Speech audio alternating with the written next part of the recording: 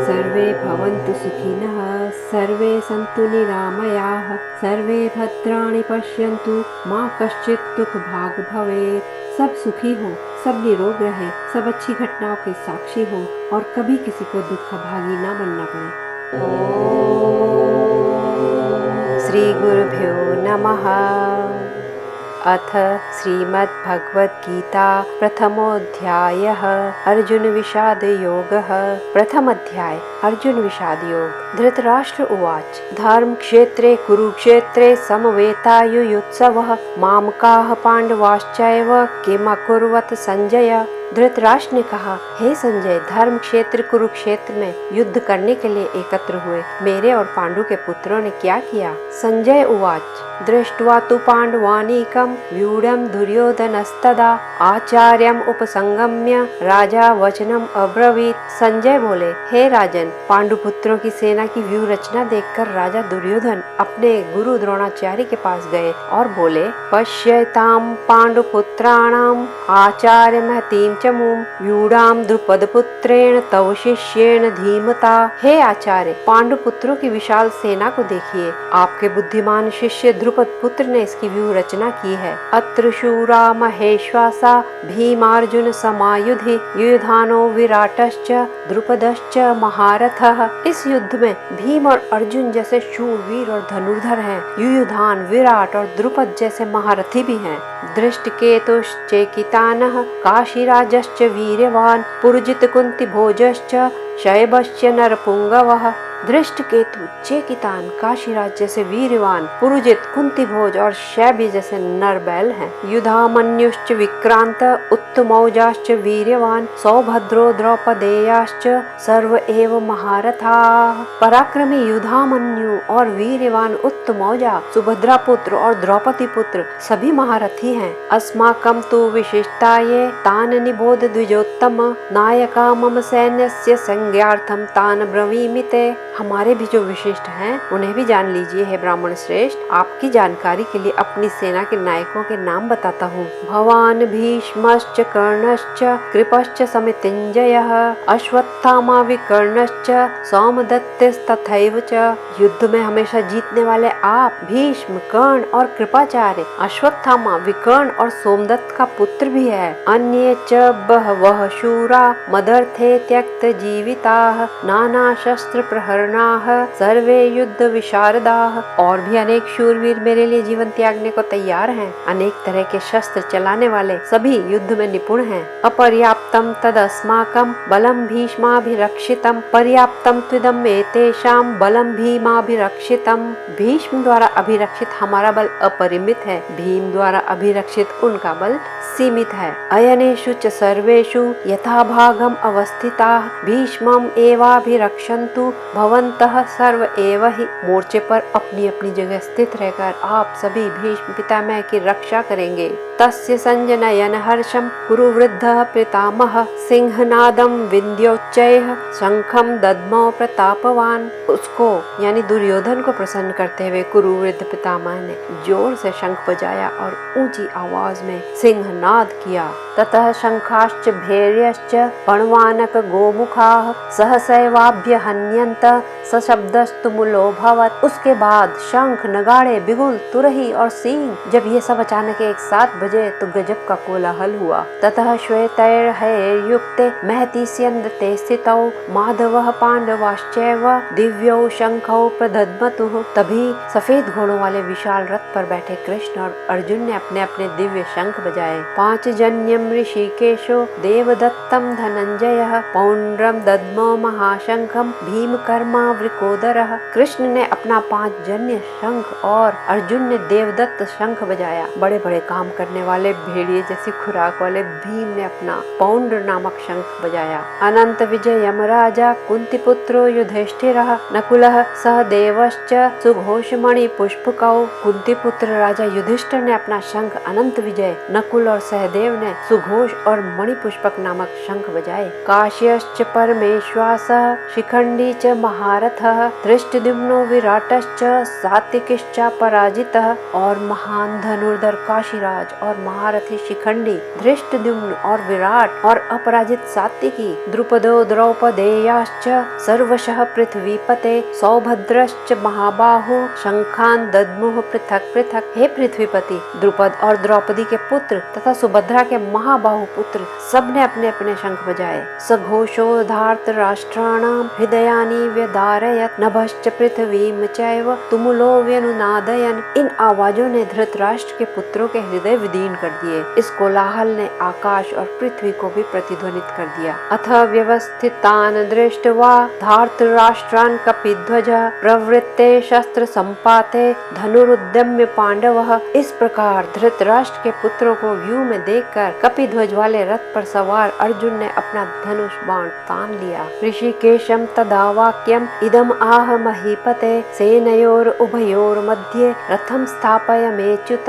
अर्जुन ने श्री कृष्ण से उस समय कहा, हे अच्युत, मेरे रथ को दोनों सेनाओं के बीच में खड़ा कर दें। यावद एतान निरीक्षेऽहं योद्धुकामान अवस्थितान कैर्मया सह योद्धव्यम अस्मिन् रण समुद्यमे। ताकि मैं यहाँ स्थित युद्ध की कामना करने वालों का निरीक्षण कर लूं जिनसे मुझे इस युद्ध में लड़ना है। योत्समानान अवेक्षेऽहं येतेऽत्र समागताः धार्तराष्ट्रस्य दुर्बुद्धेर युद्धे प्रियचिकीर्षवः। मैं युद्ध करने आए लोगों को देख रहा हूँ जो यहाँ पर धृतराष्ट्र के दुर्बुद्धि पुत्र दुर्योधन को प्रसन्न करने के लिए आए हैं। संजय उवाच एवं उक्तो ऋषिकेशो गुडाकेशेन भारत सेनयोर उभयोर मध्ये स्थापयित्वा रथोत्तमम्।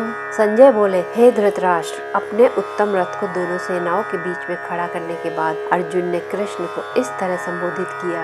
भीष्म द्रोण प्रमुक्तः सर्वेषां च महीक्षिताम् उवाच पार्थ पश्येतान् संवेतान् कुरुनिति। अर्जुन बोले, भीष्म द्रोण और इस दुनिया के सब राजाओं के सम्मुख यहाँ एकत्र कौरवों को देखो। तत्रा पश्चात् स्थितान् पार्थः पितॄन् अत्पितामहान् आचार्यान् मातुलान् भ्रातॄन् पुत्रान् पौत्रान् सखींस्तथा। अर्जुन ने वहाँ स्थित अपने पितरों, पितामहों, आचार्यों, मामाओं, भाइयों, पुत्रों, पौत्रों और मित्रों को देखा।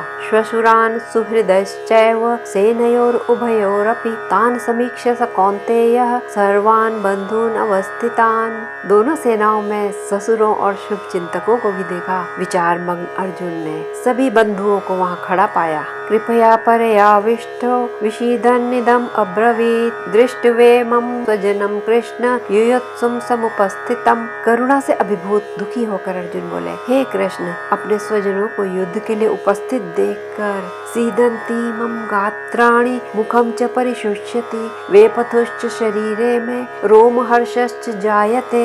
मेरे पाँव जम गए हैं, मुंह सूख रहा है, शरीर कांप रहा है और रोंगटे खड़े हो गए हैं। गांडीवं स्रंसते हस्ता त्यक्चैव परिदह्यते न च शक्नोम्य अवस्थातुं भ्रमतीव च मे मनः। मेरे हाथों से गांडीव फिसल रहा है, त्वचा जल रही है, मैं खड़ा नहीं रह पा रहा और मेरा मन भी भ्रमित हो रहा है। निमित्तानि च पश्यामि विपरीतानि केशव न च श्रेयो अनुपश्यामि हत्वा स्वजनम आहवे। हे केशव, मुझे सभी निमित्त उल्टे लग रहे हैं। अपने लोगों की हत्या में कोई भलाई नजर नहीं आ रही। न कांक्षे विजयम कृष्ण न च राज्यम सुखानि च किम नो राज्येन गोविंद किम भोगैर जीवितेन वा। मुझे न विजय की आकांक्षा है न राज्य के सुख की। हे गोविंद, हमारे लिए राजत्व क्या है, भोग से, जीवन से क्या करेंगे।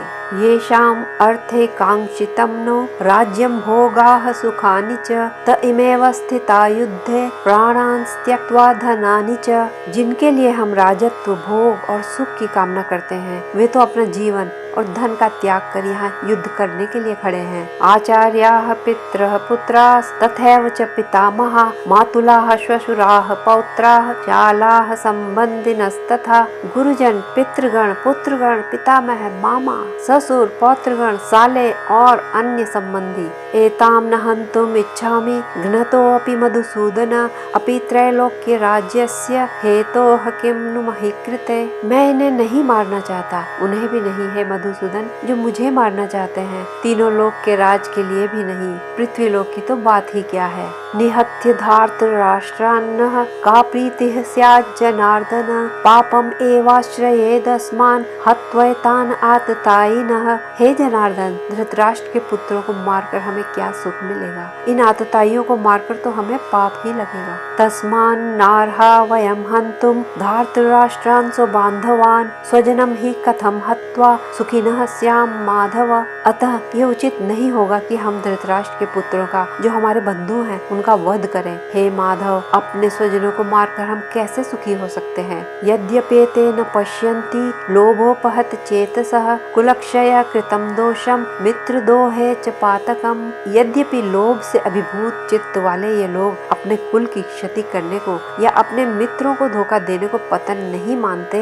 कथम न ज्ञेयम अस्माभिः पापाद अस्मात् निवर्तितुम कुलक्षय कृतम दोषम प्रपश्यद्भिर्जनार्दन।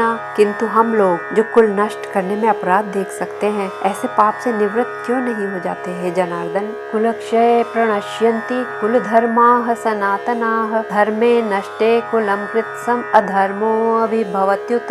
कुल का नाश होने पर सनातन कुल धर्म नष्ट हो जाता है। जब धर्म यानी न्याय व्यवस्था नष्ट हो जाती है तो सभी अधर्मी हो जाते हैं। अधर्माभिभवात् कृष्ण प्रदुष्यन्ति कुलस्त्रियः त्रिषु दुष्टासु वार्ष्णेय जायते वर्ण संकरः। हे कृष्ण, जब अधर्म व्यापक हो जाता है तो कुल की स्त्रियां प्रदूषित हो जाती हैं। जब स्त्रियां दूषित हो जाती हैं तो हे वार्ष्णेय वर्ण संकर संतानों को जन्म देती हैं। संकरो नरकायैव कुलग्नानाम कुलस्य च पतन्ति पितरो येषाम लुप्त पिंडोदक क्रियाः। वर्ण संकर कुल घातियों को और कुल को नरक में ले जाता है। पितरों का भी पतन हो जाता है क्योंकि उन्हें चावल और पानी का तर्पण नहीं मिलता। दोषैर एतैः कुलग्नानाम वर्ण संकर कारकैः उत्साद्यन्ते जाति धर्माः कुल धर्माश्च शाश्वताः। ऐसे वर्ण संकर पैदा करने वाले कुल घातियों के दोषों से जाति धर्म व सनातन कुल धर्म नष्ट हो जाते हैं। उत्सन्न कुल धर्माणाम मनुष्याणाम जनार्दन नरके अनियतम वासो भवितीत्यनुशुश्रुमा। हे जनार्दन, हम ऐसा सुनते आए हैं कि जिनके कुल धर्म नष्ट हो जाते हैं वे सदैव नरक में वास करते हैं। अहो बत महत् पापम कर्तुम व्यवसिता वयम यद राज्य सुख लोभेन हन्तुम स्वजनम उद्यताः। ओ क्या करें, हम सब जघन्य पाप करने जा रहे हैं। राजसुख के लोभ में अपने स्वजनों को मारने के लिए उद्यत हैं। यदि माम अप्रतीकारम अशस्त्रम शस्त्र पाणयः धार्तराष्ट्रारणे हन्युस् तन्मे क्षेमतरम भवेत्। यदि मुझ निर्विरोध व निहत्थे को धृतराष्ट्र के शस्त्रधारी पुत्र रण में मार दें तो यह मेरे लिए श्रेयस्कर होगा। संजय उवाच एवं उक्त्वार्जुनः संख्ये रथोपस्थ उपाविशत् विसृज्य सशरम चापम शोक संविघ्न मानसः। संजय ने कहा, युद्ध भूमि में इस प्रकार कहकर अर्जुन रथ के आसन पर बैठ गए। उन्होंने शोकाकुल मन से बाण सहित अपना धनुष एक ओर रख दिया।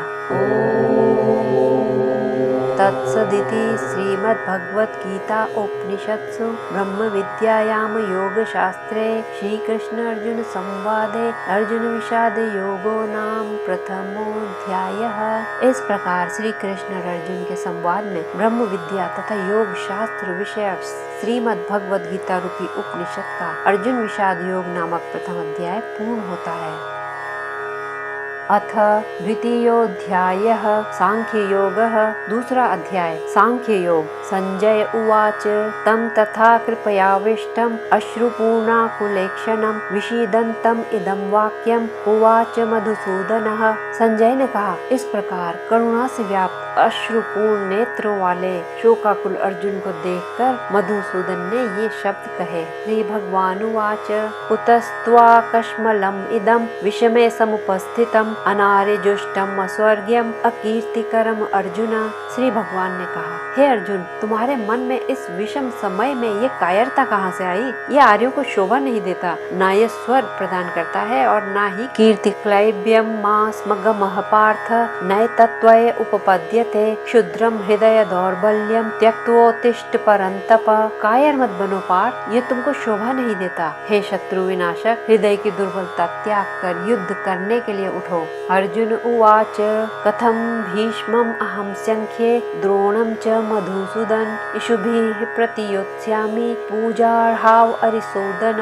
अर्जुन ने कहा, हे कृष्ण, मैं युद्ध में किस प्रकार भीष्म और द्रोण जैसे पूजनीय व्यक्तियों पर पलटकर बाण चलाऊं? गुरु न हत्वा हि महानुभावान् श्रेयो भोक्तुं भैक्ष्यम् अपीह लोके हत्वार्थ कामांस्तु गुरून् हैव भुंजीय भोगान् रुधिर प्रदीप्तान्। ऐसे महानुभाव गुरुजनों को मारने से अच्छा है इस संसार में भीख मांग कर खाना।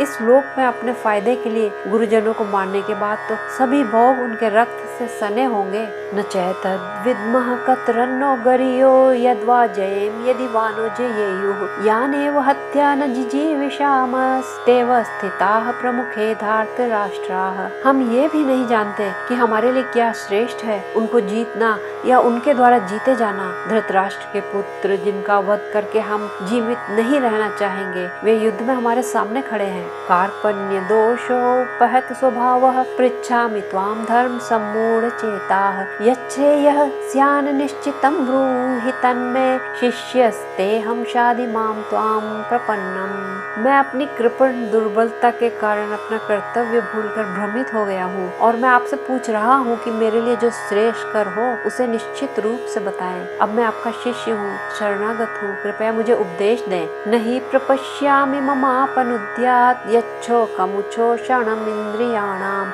अवाप्य भूमाव असपत्नम वृद्धम राज्यम सुराणाम अपि चाधिपत्यम। मुझे कोई ऐसा साधन नहीं दिखता जो मेरी इंद्रियों को सुखाने वाले इस शोक को दूर कर सके। इस पृथ्वी पर निष्कंटक धन संपन्न राज या स्वर्ग में देवी देवताओं पर आधिपत्य भी इसे दूर नहीं कर सकेगा। संजय उवाच एवं उक्त्वा ऋषिकेशम गुडाकेशः परंतपः नयोत्स इति गोविंदम उक्त्वा तूष्णीम बभूवः।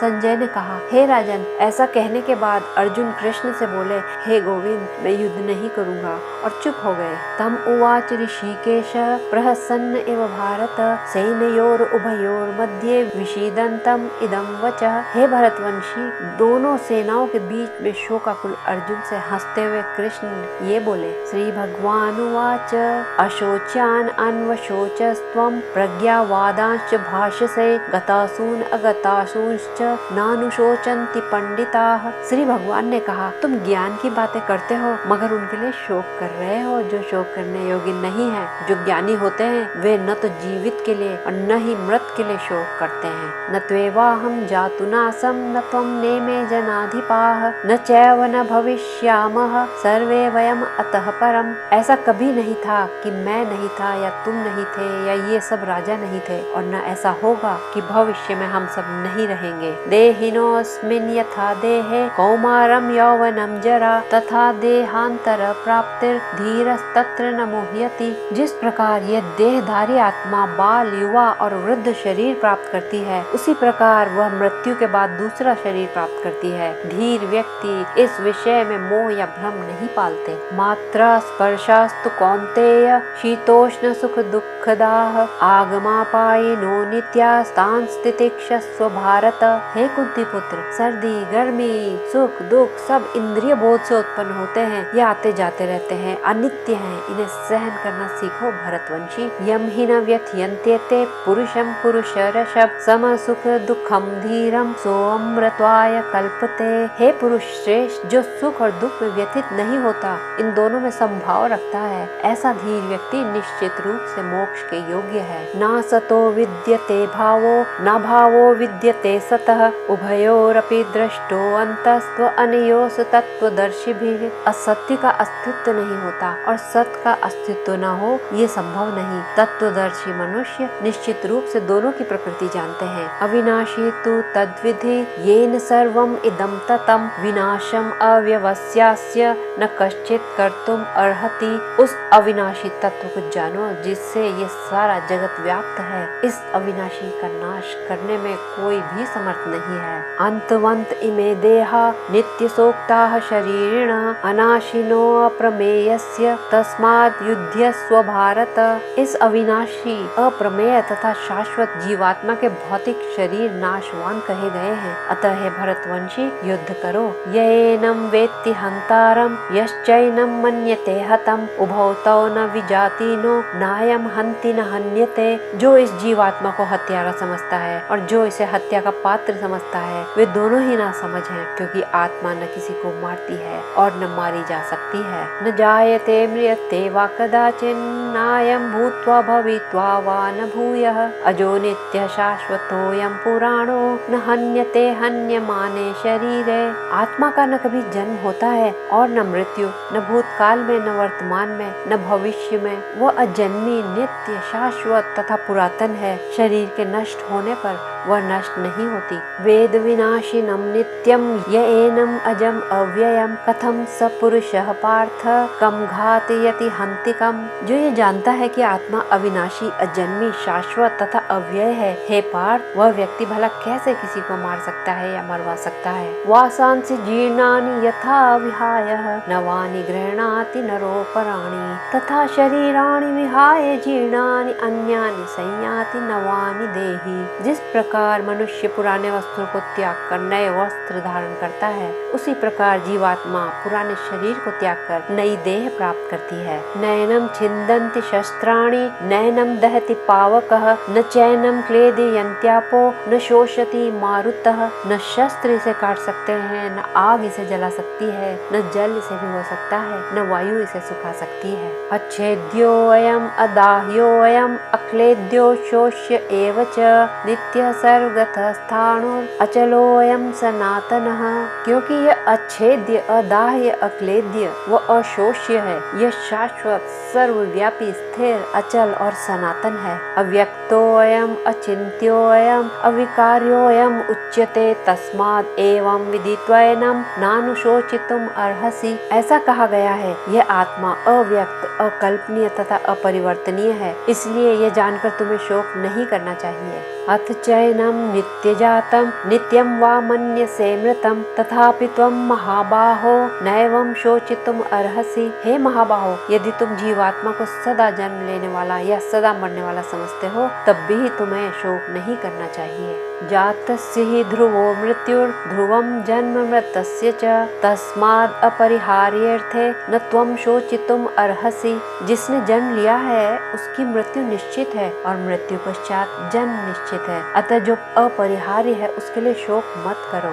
अव्यक्तादीनि भूतानि व्यक्त मध्यानि भारत अव्यक्त निधनान्येव तत्र का परिवेदना। सारे जीव प्रारंभ में अप्रकट होते हैं, मध्य अवस्था में प्रकट होते हैं और नष्ट होने पर पुनः अप्रकट हो जाते हैं, तो फिर उन पर शोक कैसा। आश्चर्यवत् पश्यति कश्चित् एनम् आश्चर्यवत् वदति तथैव चान्यः आश्चर्यवच्चैनम् अन्यः शृणोति श्रुत्वाप्येनं वेद न चैव कश्चित्। कोई आत्मा को आश्चर्य से देखता है, कोई इसका आश्चर्य से वर्णन करता है तथा कोई इसे आश्चर्य से सुनता है, परंतु इसके विषय में सुनकर भी कोई इसे समझ नहीं पाता। देहि नित्यम अबोध्योऽयं देहे सर्वस्य भारत तस्मात् सर्वाणि भूतानि न त्वं शोचितुम् अर्हसि। हे अर्जुन, शरीर में रहने वाली आत्मा का कभी भी वध नहीं किया जा सकता, अतः तुम्हें किसी भी जीव के लिए शोक नहीं करना चाहिए। स्वधर्मम् अपि चावेक्ष्य न विकम्पितुम् अर्हसि धर्म्याधियुद्धात् श्रेयोऽन्यत् क्षत्रियस्य न विद्यते। अपने धर्म की दृष्टि से भी तुम्हें विचलित नहीं होना चाहिए। धर्म के लिए युद्ध करने से बढ़कर एक क्षत्रिय के लिए कुछ नहीं होता। यदृच्छया चोपपन्नम स्वर्ग द्वारम अपावृतम सुखिनः क्षत्रियाः पार्थ लभन्ते युद्धम ईदृशम। सौभाग्य से ही स्वर्ग का द्वार खुला मिलता है, हे पार्थ वे क्षत्रिय सुखी हैं जिन्हें इस प्रकार के युद्ध के अवसर मिलते हैं। अचेत्वम इमं धर्म्यम संग्रामम न करिष्यसि ततः स्वधर्मम कीर्तिम च हित्वा पापम अवाप्स्यसि। अब यदि तुम यह धर्म की लड़ाई नहीं करोगे तो अपने धर्म और कीर्ति का त्याग कर पाप को प्राप्त करोगे। अकीर्तिम चापि भूतानि कथयिष्यन्ति ते व्ययाम संभावितस्य चाकीर्ति मरणाद अतिरिच्यते। सदैव लोग तुम्हारे अपयश की चर्चा करेंगे और सम्मानित व्यक्ति के लिए अपयश मृत्यु से भी बढ़कर है। भयाद रणाद उपरतम मनस्यन्ते त्वाम महारथाः येषां च त्वं बहुमतो भूत्वा यास्यसि लाघवम्। महान योद्धा मानेंगे तुमने भय से रण छोड़ दिया, जिसके लिए तुम सम्मान्य हो वे तुम्हें तुच्छ समझेंगे।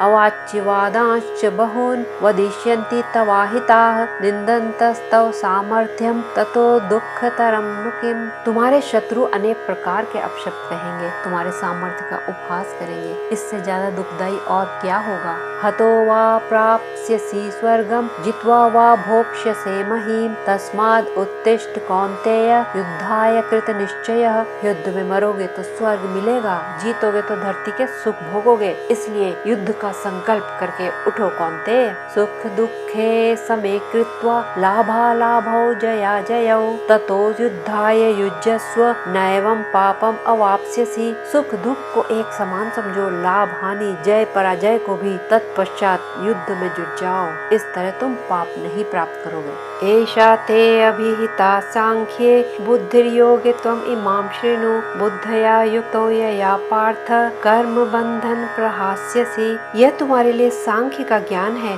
अब कर्म योग का ज्ञान सुनो। इस ज्ञान से युक्त होकर तुम कर्म बंधन से मुक्त हो जाओगे। नेहाभिक्रम नाशो अस्ति प्रत्यवायो न विद्यते स्वल्पम अप्य अस्य धर्मस्य त्रायते महतो भयात्। ना तो इस अभिक्रम में कुछ नष्ट होता है और ना ही उल्टा फल मिलता है। इस धर्म का थोड़ा सा भी पालन करने पर महान भय से रक्षा होती है। व्यवसायात्मिका बुद्धिर एकेह कुरु नंदन बहुशाखा ह्य अनंताश्च बुद्धयो व्यवसायिनाम। हे कुरु नंदन, यहाँ सिर्फ एक बात पर ध्यान केंद्रित करना है। जिनमें एकाग्रता नहीं होती वे अनेक व अनंत विषयों के बारे में सोचते हैं। याम इमाम पुष्पिताम वाचम प्रवदन्त्य अविपश्चितः वेदवाद रताः पार्थ नान्यद अस्तीति वादिनः। अज्ञानी वेदों की अलंकारी भाषा से प्रसन्न होकर कहते हैं, बस इसके अतिरिक्त कुछ नहीं है। कामात्मानः स्वर्गपरा जन्म कर्म फल प्रदाम क्रिया विशेष बहुलाम भोगैश्वर्य गतिम प्रति। वे कामनाओं से युक्त स्वर्ग की इच्छा के लिए, भोग और धन प्राप्ति के लिए अनेक कर्म कांड करते हैं जो पुनर्जन्म के कर्म फल प्रदान करते हैं। भोगैश्वर्य प्रसक्तानाम तया प्रहत चेतसाम व्यवसायात्मिका बुद्धिः समाधौ न विधीयते।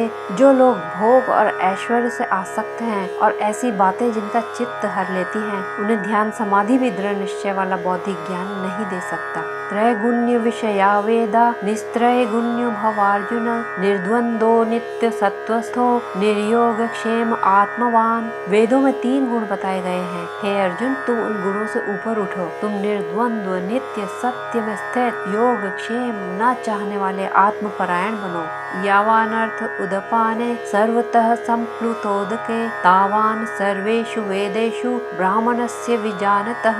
जितना एक सरोवर से घिरे कुएं का महत्व होता है, उतना ही ब्रह्म को जानने वाले के लिए वेदों का महत्व होता है। कर्मण्येवाधिकारस्ते माँ फलेषु कदाचन माँ कर्म फल हेतुर्भू माँ ते संगो अस्त्वा कर्मणि। तुम्हारा सिर्फ कर्म पर अधिकार है, कर्म फल पर नहीं। फल की इच्छा से कर्म मत करो और अकर्मण्यता की आदत भी मत डालो। योगस्थः कुरु कर्माणि संगम त्यक्त्वा धनंजय सिद्ध्य सिद्धियोः समो भूत्वा समत्वम योग उच्यते।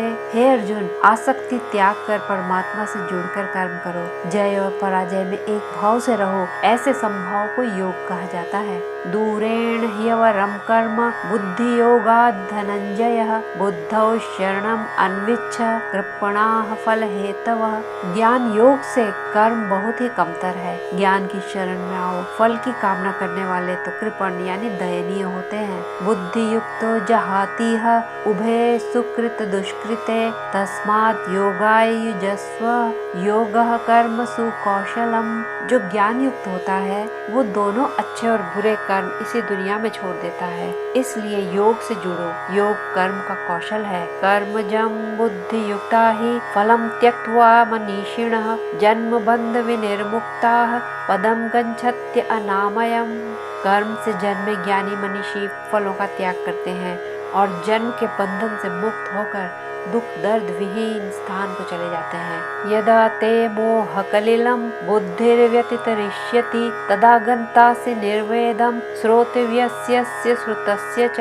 जब तुम्हारी बुद्धि मोह के जंजाल को पार कर जाएगी तब तुम में जो सुनने योग्य है और जो सुना गया है श्रुति यानी वेद, उनके प्रति विरक्ति की भावना आ जाएगी। श्रुति विप्रतिपन्नाते यदा स्थास्यति निश्चला समाधावचला बुद्धिस् तदा योगम अवाप्स्यसि। जब तुम्हारा दिमाग वेदों के कर्म कांड से हटकर एकाग्र स्थिर व अचल होगा तब तुम्हें योग की प्राप्ति होगी। अर्जुन उवाच स्थित प्रज्ञस्य का भाषा समाधिस्तस्य केशव स्थितधीः किम प्रभाषेत किमासीत व्रजेत किम।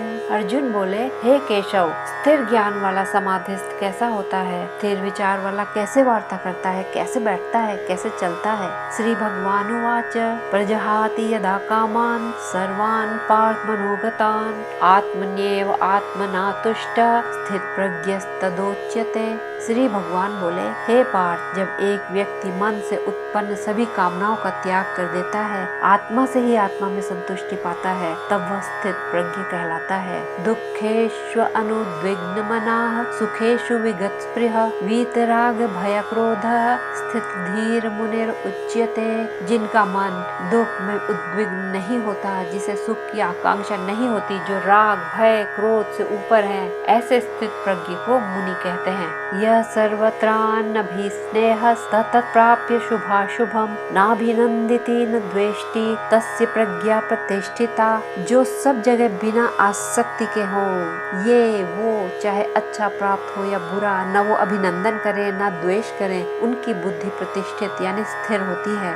यदा संहरच्चेचायं कूर्मोऽङ्गानीव सर्वशः इंद्रियाणि इंद्रियार्थेभ्यः तस्य प्रज्ञा प्रतिष्ठिता। और जो अपनी इंद्रियों को विषयों से इस प्रकार हटा लेता है जैसे कछुआ अपने अंगों को समेट लेता है, उसकी बुद्धि स्थिर होती है। विषया विनिवर्तन्ते निराहारस्य देहिनः रसवर्जं रासोप्यस्य परम दृष्ट्वा निवर्तते। निराहार के देह से इंद्रिय विषय हट जाते हैं परंतु आसक्ति नहीं मिटती, लेकिन जिसने परम ब्रह्म को देख लिया हो उसकी आसक्ति भी दूर हो जाती है। यततो ह्यपि कौन्तेय पुरुषस्य विपश्चितः इंद्रियाणि प्रमाथिनी हरन्ति प्रसभं मनः। हे कौन्तेय, प्रयत्नशील ज्ञानी पुरुष को भी इंद्रियां परेशान करके बलपूर्वक मन हर लेती हैं। तानि सर्वाणि संयम्य युक्त आसीत मत्परः वशे ही यस्येन्द्रियाणि तस्य प्रज्ञा प्रतिष्ठिता। इसलिए अपनी सभी इंद्रियों को वश में करके अनुशासन के साथ मेरा ध्यान करना चाहिए। जिसकी इंद्रियां वश में होती हैं उसकी बुद्धि स्थिर होती है। ध्यायतो विषयान् पुंसः संगस्तेषुपजायते संगात् संजायते कामः कामात् क्रोधोऽभिजायते। इंद्रिय विषयों के बारे में सोचने से उनके प्रति आसक्ति उपजती है, आसक्ति से काम या कामनाएं पैदा होती हैं और काम से क्रोध उत्पन्न होता है। क्रोधाद् भवति सम्मोह सम्मोहात् स्मृति विभ्रमः स्मृतिभ्रंशात् बुद्धिनाशो बुद्धिनाशात् प्रणश्यति। क्रोध से सम्मोह यानी भ्रांति उत्पन्न होती है, भ्रांति से स्मृति भ्रमित हो जाती है, भ्रमित स्मृति से बुद्धि का नाश होता है, बुद्धि के नाश से मनुष्य का नाश होता है। राग द्वेष वियुक्तैस्तु विषयान् इंद्रियैश्चरन् आत्मवश्येन विधेयात्मा प्रसादम अधिगच्छति। राग द्वेष से मुक्त जो इंद्रियों से विषयों को भोगता है, ऐसा आत्म संयमी अपने संयम से शांति प्राप्त करता है। प्रसादे सर्व दुखानां हानिर अस्योपजायते प्रसन्न चेतसो याशु बुद्धेः पर्यवतिष्ठते। शांति से सभी दुखों का अंत हो जाता है, प्रसन्न चित्त वाले की बुद्धि तुरंत स्थिर हो जाती है। नास्ति बुद्धिर अयुक्तस्य न चायुक्तस्य भावना न चाभावयतः शांतिर् अशांतस्य कुतः सुखम। बिना ईश्वर से जुड़े व्यक्ति को ज्ञान नहीं मिलता, न ही उसमें भावना या एकाग्रता होती है। बिना भावना की शांति नहीं और अशांत व्यक्ति को सुख कहाँ। इंद्रियाणाम हि चरताम यन यन्मनोनुविधीयते तदस्य हरति प्रज्ञां वायुर्नावम् एवाम्भसि। इंद्रियां चंचल होती हैं, जब मन उनसे प्रभावित होता है तो वे बुद्धि को हर कर ले जाती हैं, जिस प्रकार वायु नाव को बहा ले जाती है। तस्माद् यस्य महाबाहो निगृहीतानि सर्वशः इंद्रियाणि इंद्रियार्थेभ्यः तस्य प्रज्ञा प्रतिष्ठिता। इसलिए हे महाबाहो, जिसकी इंद्रियां हर ओर से सभी विषयों का त्याग कर देती हैं, उसकी प्रज्ञा स्थायी होती है। या निशा सर्वभूतानां तस्यां जागर्ति संयमी यस्यां जागृति भूतानि सा निशा पश्यतो मुनेः। जब सब जीवों के लिए रात होती है तो संयमी जागता है, जब सब प्राणी जागते हैं तो मुनि उसे रात्रि के समान देखता है। आपूर्यमाणम् अचल प्रतिष्ठं समुद्रम् आपः प्रविशन्ति यद्वत् तद्वत् कामायं प्रविशन्ति सर्वे स शान्तिमाप्नोति न कामकामी। जिस प्रकार पूरी तरह से भरे हुए समुद्र में कई नदियां आकर मिलती हैं, फिर भी वह अचल अडिग रहता है, उसी प्रकार हर ओर से कामनाओं के प्रवेश होने पर भी जो अडिग रहता है उसका मन शांत रहता है, न कि उसका जो कामनाओं में लिप्त रहता है। विहाय कामानि यः सर्वान् पुमांश्चरति निःस्पृहः निर्ममो निरअहंकारः स शांतिम् अधिगच्छति। जो व्यक्ति सब कामनाओं को त्याग कर इच्छा, ममता व अहंकार विहीन होता है, वह शांति प्राप्त करता है। एषा ब्राह्मी स्थितिः पार्थ नैनां प्राप्य विमुह्यति स्थित्वा स्याम अंतकाले अपि ब्रह्म निर्वाणम् ऋच्छति। हे पार्थ, यह ब्राह्मी स्थिति है जिसे यह प्राप्त नहीं होती, वह भ्रमित होता है। जो अंतिम समय तक भी इसमें स्थित रहता है, ब्रह्म निर्वाण प्राप्त करता है। तत्सदिति श्रीमद्भगवद्गीता उपनिषत्सु ब्रह्म विद्यायां योगशास्त्रे श्रीकृष्ण अर्जुन संवादे सांख्य योगो नाम द्वितीयोऽध्यायः। इस प्रकार श्री कृष्ण और अर्जुन के संवाद में ब्रह्म विद्या तथा योग शास्त्र विषयक श्रीमद् भगवद गीता रूपी उपनिषद का सांख्य योग नामक दूसरा अध्याय पूर्ण होता है।